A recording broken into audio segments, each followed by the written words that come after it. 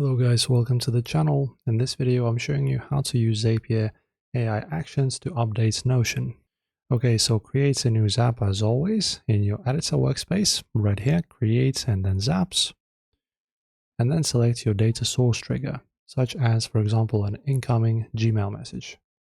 So I'll choose Gmail, okay. And then in the trigger event, choose, for example, what do we have here? New start email.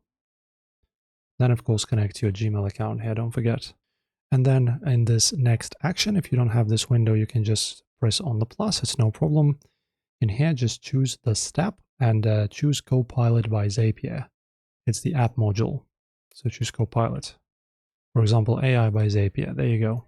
Then authenticate your profile, select Notion as your target app layer, and choose the specific execution rule named Update Database Item. And now we will construct the AI engine, how to parse your data blocks using plain English instructions rather than static field mapping cells. So locate the configuration text box container labeled AI instructions. So it's going to be under the prompt field, for example, and in here type in this prompt, something like this. Right, and after that, map your raw data variable pills from step 1 directly into the input field container box and hit save. And by using this test step button, run a final validation test pass to watch the neural model compile the request.